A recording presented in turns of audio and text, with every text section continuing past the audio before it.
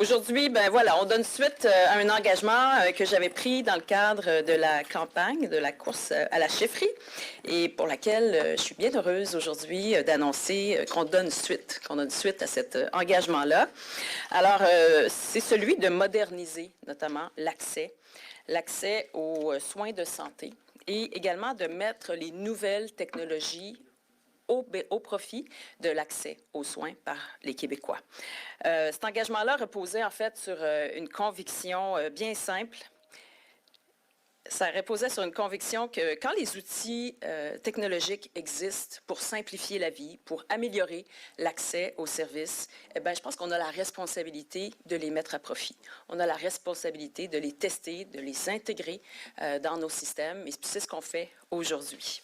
Alors, avec la ministre de la Santé, également nos deux collègues François Saint-Louis puis Louis-Charles Touin, eh bien, on annonce aujourd'hui le lancement des démarches qui vont permettre de réaliser des projets pilotes de salles d'attente virtuelles, tout comme on va pouvoir accélérer le développement de solutions de téléconsultation et d'évaluation virtuelle. Donc voilà l'entrée en scène de la technologie, de nouvelles manières dans notre système de santé. On le fait à petite échelle parce qu'on veut tester ces idées-là, voir dans quelle mesure c'est les bonnes approches, quel type de retombées ça génère, et puis sur la base des résultats qu'on obtiendra, bien, on verra à déployer plus largement ces outils ou pas, ou procéder autrement.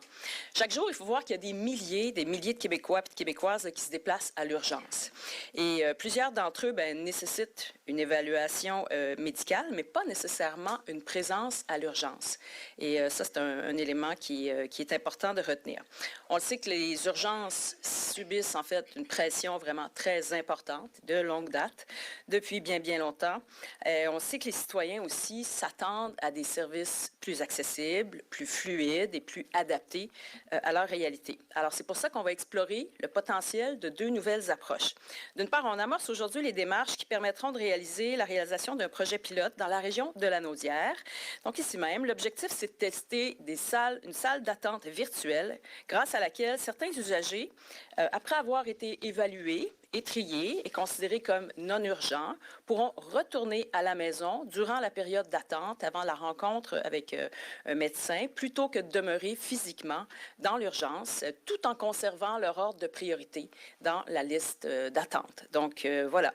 Imaginez ce que ça peut représenter pour des personnes aînées, par exemple, ou encore pour des parents avec des jeunes enfants, ou pour des personnes qui ont l'habitude d'attendre des heures et des heures avant de rencontrer le médecin et doivent le faire à l'intérieur de la salle d'urgence. Donc, c'est une amélioration, je vous dirais, de l'expérience de ces personnes, puisqu'elles pourront retourner, si l'autorisation leur est donnée, dans leur domicile, donc, je dirais, dans un lieu souvent plus confortable qu'une salle d'attente d'urgence. On souhaite également mettre à l'essai une autre initiative dans la région de la Naudière, puis également dans la capitale nationale. Cette approche-là, cette seconde approche, donc, elle vise à éviter que certains déplacements à l'urgence soient faits lorsqu'ils ne sont pas nécessaires. Alors, ça va être grâce à une évaluation, à une consultation virtuelle avec un professionnel de la santé que les citoyens vont pouvoir être accompagnés dès leur premier contact avec l'intervenant vers le portail numérique Votre Santé, ou encore par l'entremise du service 811. Elles vont pouvoir, donc, ces personnes-là, être redirigées rapidement vers le service le plus approprié à leurs conditions. Parce qu'on le sait, il y a encore beaucoup trop de Québécois qui se dirigent à l'urgence sans qu'ils aient besoin d'être à l'urgence. Alors, avec cette approche-là, on va pouvoir, en amont, en fait, avant même qu'ils ne prennent action, là, les rediriger vers la bonne porte d'entrée, ce qui va, là aussi, diminuer la pression sur les salles d'urgence. Alors, ça, c'est des approches, dans le fond, qui vont permettre d'améliorer l'expérience des patients, ce qui est fort important, mais aussi d'utiliser plus efficacement les ressources du réseau de la santé.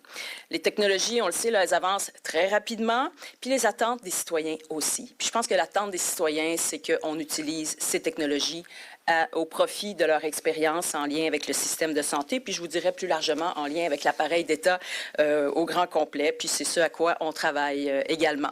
Alors, je veux remercier la ministre de la Santé, Sonia Bélanger, de même que les équipes du ministère, les établissements aussi concernés qui vont mettre en place ces projets pilotes-là, de même que tous les partenaires, parce que les partenaires sont nombreux pour mettre en place ce projet-là.